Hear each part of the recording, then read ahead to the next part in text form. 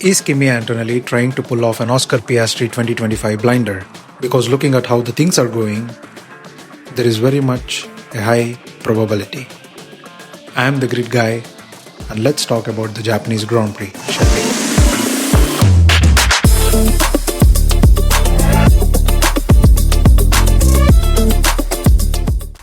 So, welcome back to another race review podcast. And if you are new to the channel, new to my videos, give it a like, make sure to subscribe to my channel, and this will be of a very big help, means the world to me, and it motivates me to 100% for the work I do. So make sure to click that like button and subscribe button with the bell icon. So that's done. The Japanese Grand Prix is also done, and the third race of the F1 2026 season.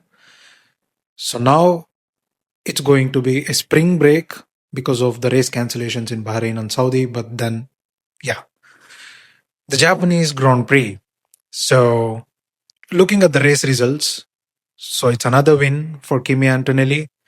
It's a back-to-back win for the young driver. Let's talk about him. And then it's Oscar Piastri taking the P2. So a very strong comeback from the Aussie. It's his first start to the season, like on a Sunday, the main race, and he failed to start the first two races, and now he's on the podium where the bookies are predicting it's either Mercedes or Ferrari. So that's another strong finish. And then we have Charles Leclerc, another P3 for him, a second P3 of the season. And then we have George Russell in P4, and then we have Lando Norris in P5, and then it's Lewis Hamilton in P6, and then Pierre Gasly, the underrated guy. I mean, class from Gasly again. He's P7. Strong finish for him on Alpine. And then we have Max Verstappen, the struggling Red Bull in P8. We'll talk about him. And then we have Liam Lawson in P9.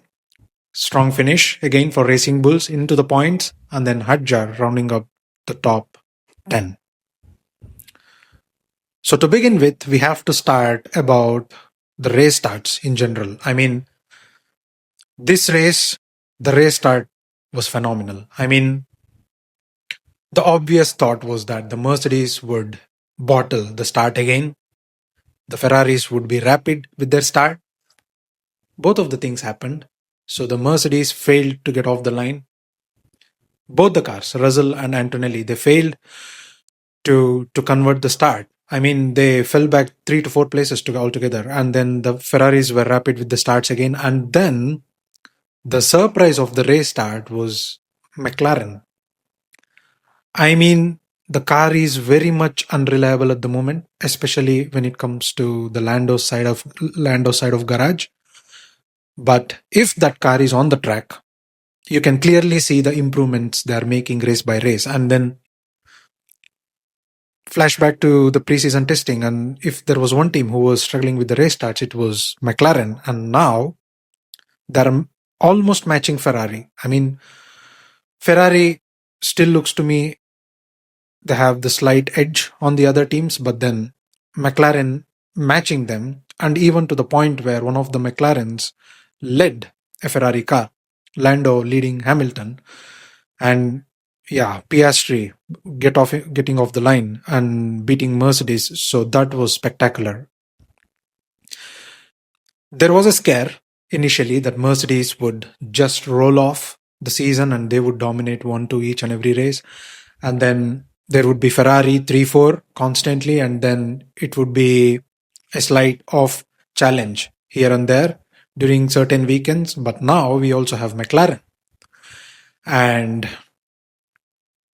I have told in my previous videos that this is the team to look out for because the incredible work they have done. So they have managed to figure out the PU, the Mercedes PU that they have.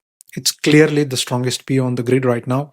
And having the PU is on one side, but on the other hand, you also have to sort of figure out how to use it or how to optimize or gain every ounce of performance from the PU. And McLaren were clearly on the back step in Australian Grand Prix. And it's just the third race now in the Japanese Grand Prix, and they did not even race in China. mind you. So that big step up they have made in understanding the PO and how they ran the race today, that clearly tells you the hard work that they are making. And of course, they have two incredible drivers, and you only want those kind of drivers.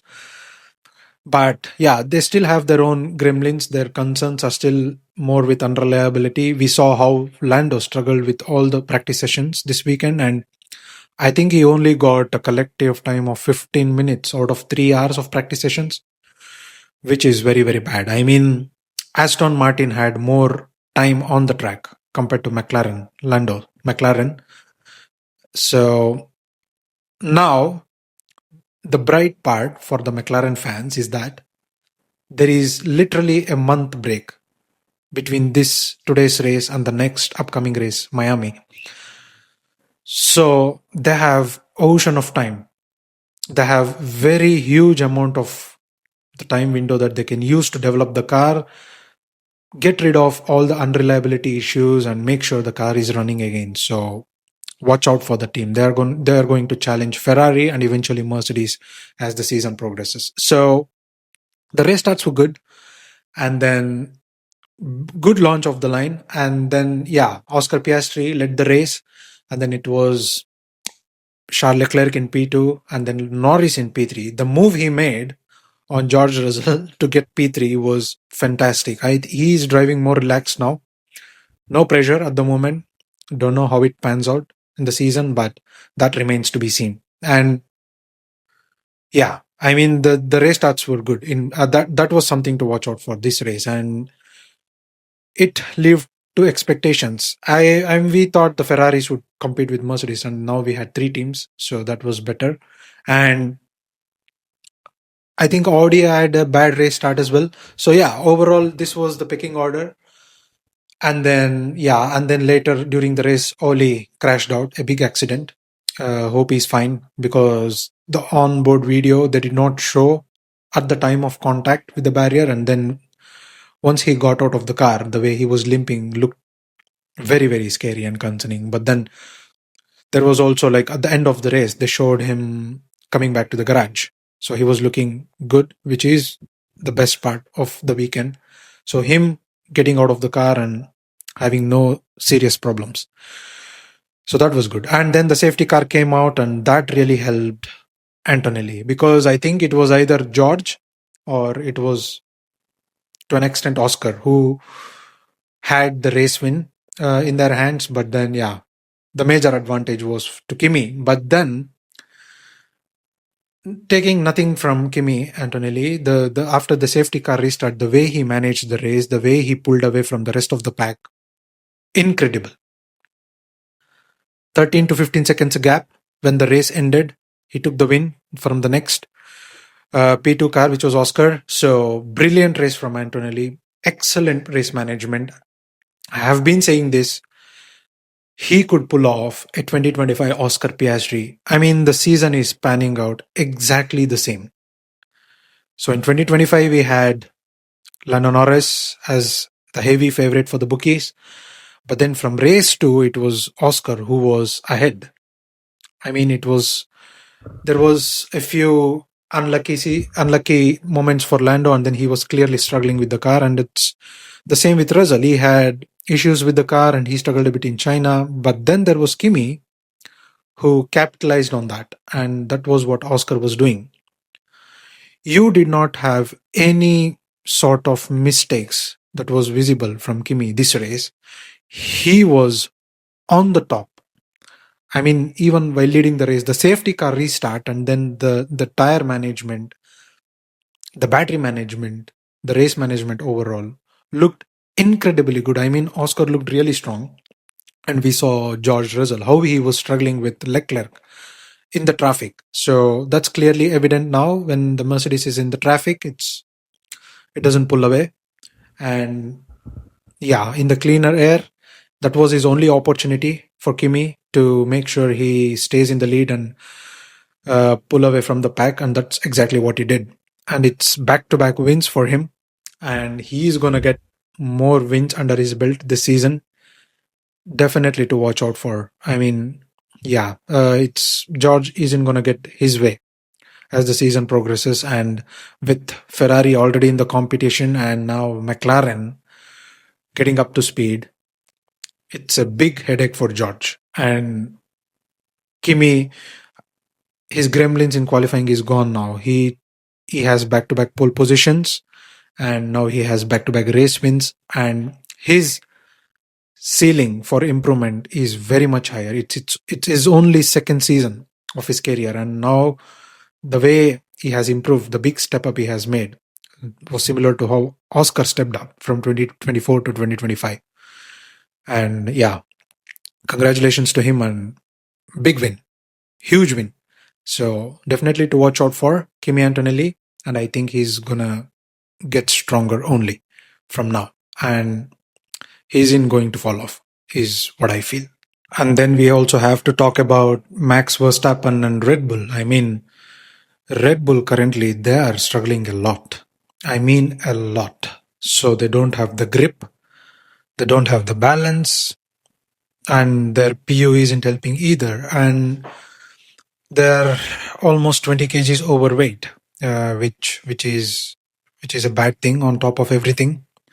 So yeah, and after this race, it looks like they're not even the fourth fastest car. So it's either Alpine one race, or it's either Racing Bulls the other one.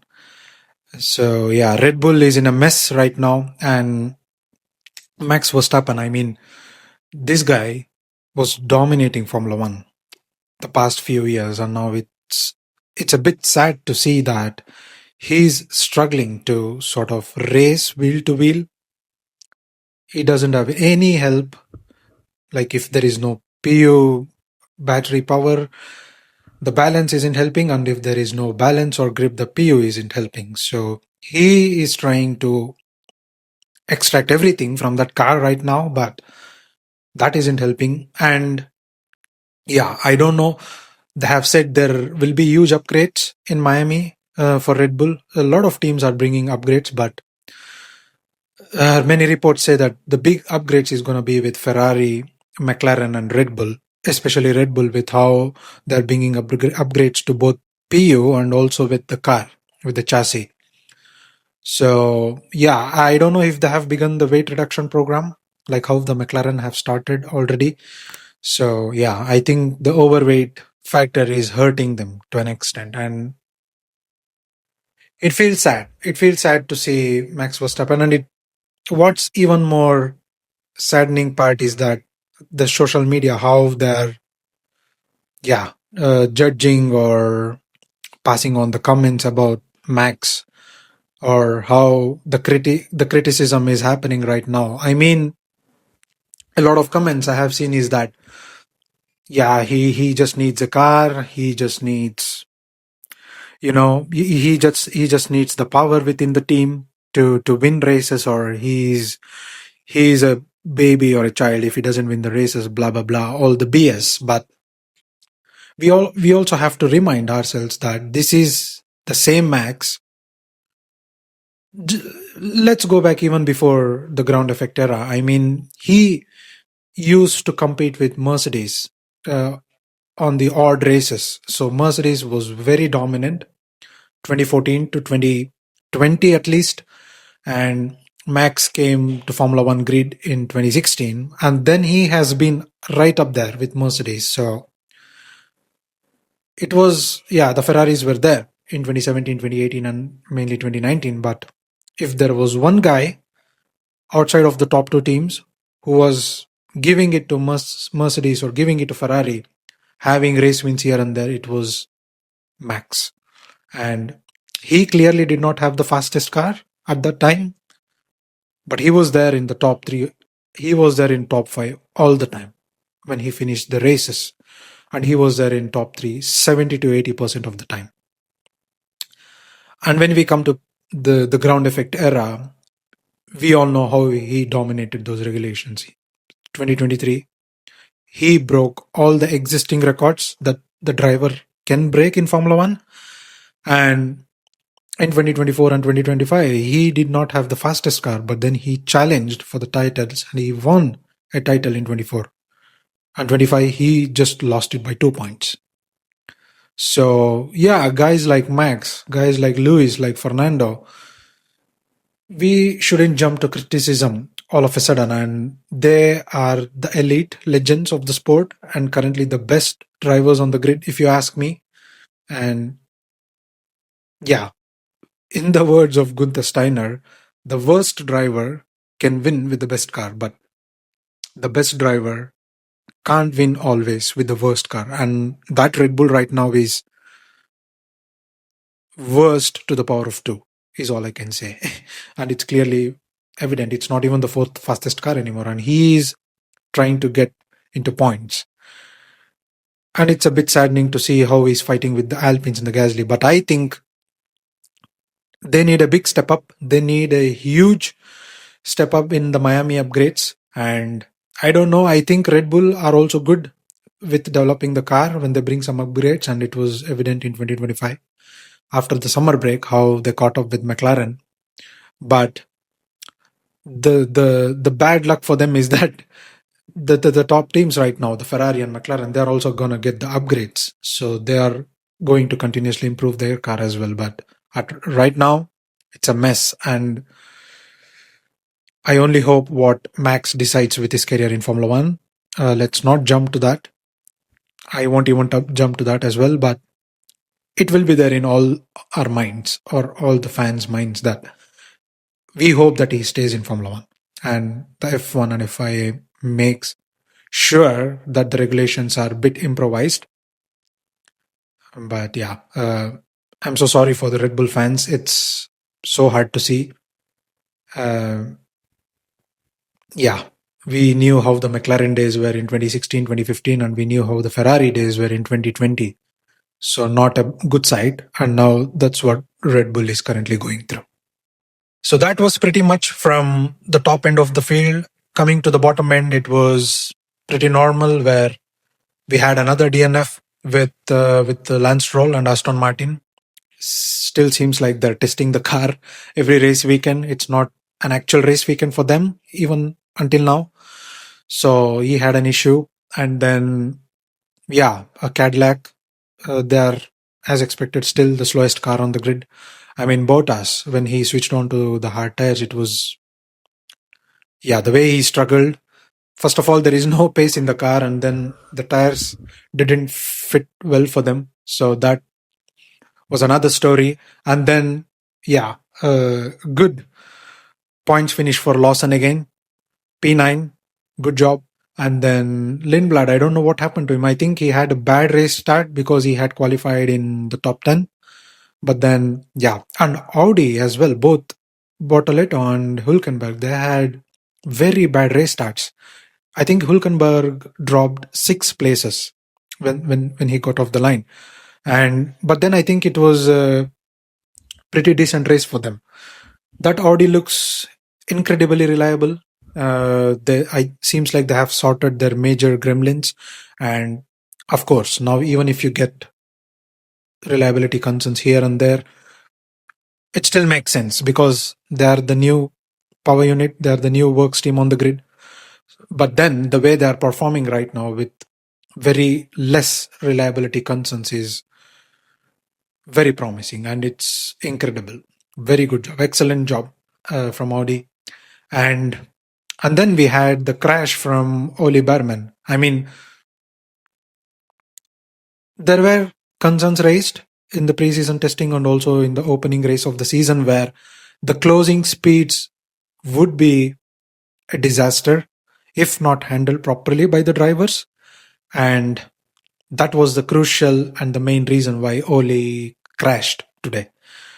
And it was confirmed by the team principal as well from the Haas, where the closing speed was very fast.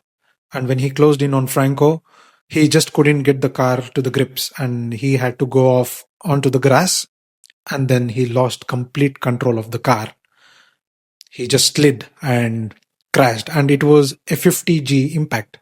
So if you remember 2021 Silverstone, So Max had a similar crash with 51G impact, and this was 50G. And that was evident when he got out of the car. He couldn't walk 100%. He was limping. And then to some point, he couldn't even limp. And then he had to sit down eventually. And that was very concerning and scary. But yeah, the medical team was quick to react. And then he was taken to the medical center. The x-rays were done. And yeah, he eventually got back to the Haas garage even when the race was in full play. So that's a good sight to watch, and that's encouraging for the other drivers and the teams as well. But yeah, another highlight of the race. The crash was big, and he was getting up to speed very brilliantly the first two races, and I expected that he's going to have another good race, but good to know that he's all fine and well after the accident. So let's hope that he bounces back in Miami with good spirits. And yeah, that's all to say in the bottom end. And what else? I think, yeah, Alpine right now looking good to compete for the top five. I mean, top three is a far reach right now, but then they clearly have a competition with Red Bull. And if Alpine continues to understand the PU eventually as the season progresses, and if they try to bring the upgrades, which makes a good progression on the car, I think top five is a guarantee for them. And I think, yeah, they could easily beat Red Bull if Red Bull fails to deliver with the upgrades. So watch out for Alpine and watch out for Pierre Gasly. Strong P7 finish. He consistently is finishing in the points right now. And good days for Alpine after the dark days in the past few years, past ground effect regulations. They eventually switched to the Mercedes PU, and they have a good chassis, a decent chassis. So that's evident on how they're scoring points. And if Franco gets up to speed, and if he manages to stay close to Gasly, I think, yeah, Red Bull has a big job on their hands. And good job by Alpine. Very, very good job. So that was it. That was pretty much the Japanese Grand Prix. At least it wasn't a snooze fest like it was the last year. The last year closing laps were exciting with Max, Lando and Oscar, but this race was bang on. We had Oscar Piastri finish P2, Kimi back-to-back win. We had a good fight between Russell and Leclerc. The yo-yo racing between them in the last final stage of the race was, wow, a treat. And then we had Lando versus Lewis on the closing laps as well, where Lando eventually managed to get Lewis. He was clearly struggling with the car, with the less practice sessions that he had, and I think he will be back. And the McLaren is a car to watch out for. This is coming from me, and you will hear it from me first. So that was there, and then we had a close finish between Gasly and Max. I think it was only 3 tenths when they crossed the line between the pair of them. So that was exciting to watch. So yeah, there was action everywhere on the track. And at least if not for the qualifying, the main race is delivering some action and wheel-to-wheel racing with these regulations. Good to see. And I hope the F1 and FIA will try to bring in some improvements or technical directives to these regulations, and which will only make it better. And yeah, let's hope for that from the next race. So now it's a month break. The teams won't close down. They try to improve. They continuously work on the car. So we should be able to see some big changes on pretty much all of the cars. And we should also be able to see some surprises coming in for the Miami GP. So let's hope for that. And if you have reached till the end of this video, thank you so much. Thank you so much for listening in to me. Give it a like. Make sure you subscribe to the channel and don't go anywhere. It's a month break, but not for us. Definitely not for me. I will be coming up with quite a lot of videos, and I have a few which is already, the plans are in place. So make sure you stick on to that. Subscribe to my channel. And until the next video, have a good day. Have a lot of smiles. Cheers.